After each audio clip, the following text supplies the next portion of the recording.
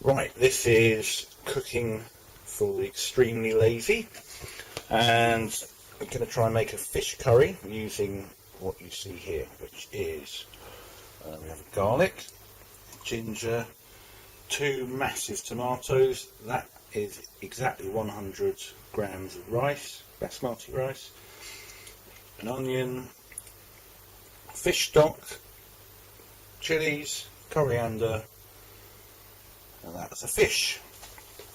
It's a sea bream, which is probably not the best idea, but that's what I ended up buying. And it's been gutted, so there's a bit of a cavity in there. Not as big as I was hoping, so I'm probably going to have a go at hacking it open a bit more with a knife, which is annoying because I have to wash that up. I'm going to have to wash the knife anyway, so I'll chop all of this stuff up to make a kind of paste that should have enough moisture in it to cook the rice. Well, I say it should have, but actually there's no reason it should have. This is a complete guess. So I'm just going to chop all that up, and then I'll stop the camera and then come back when I've done that. Let's pause. There's no pause, so I'll have to stop. So maybe there is. Right, well, I've chopped it up now, and thought I'd just record the relative proportions of onion, ginger, chilli. Obviously I didn't use an entire bag of savagely hot chilies. So garlic, coriander, quite a lot of tomato. So the general idea is that everything here is contains moisture, has water in it, and as does the fish, but the rice doesn't.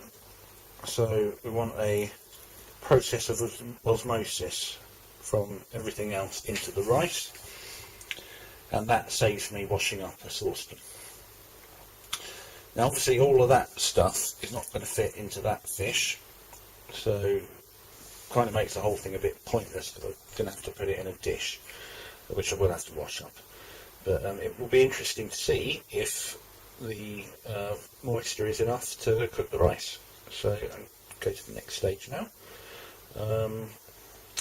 which is mixing all this up and trying to get some of that rice into the fish and putting it all in a dish. Right, well, the rice has actually fit into the fish. It's 100 grams of rice going into the sort of bowel cavity of fish. There's a minimum amount of spillage there, which makes me think maybe you could do a fish curry of some sort using just the fish as the container, but it wouldn't be very exciting. You probably need some kind of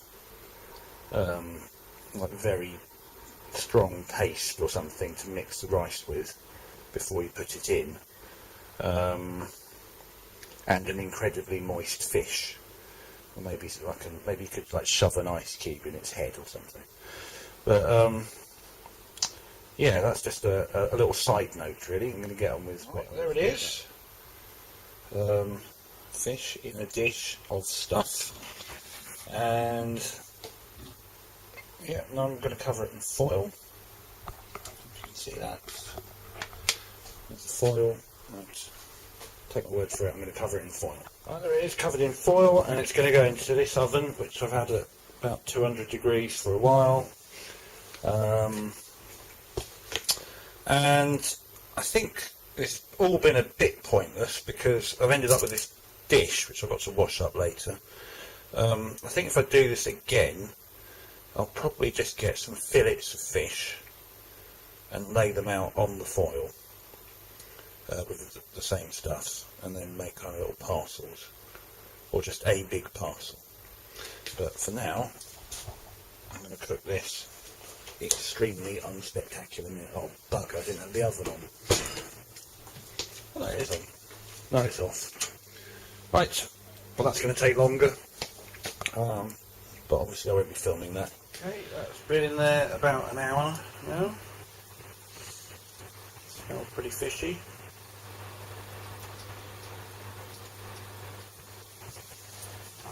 Let's get it out.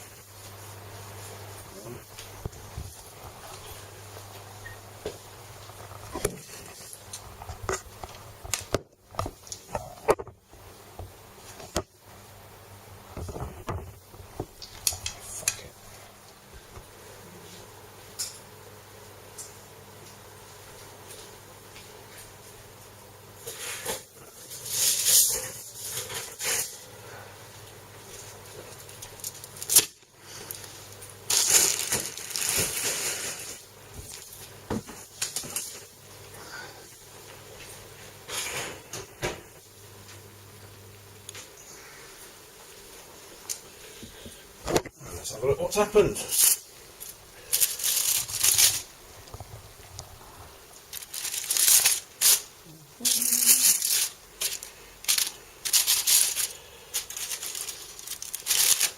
Maybe the pie was invented purely to save on washing up.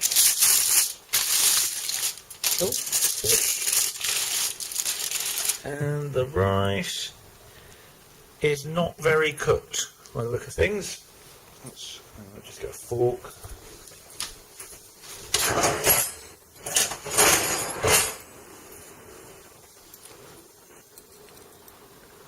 And that looks pretty dry. That is a catastrophic failure. I'm going to eat it anyway.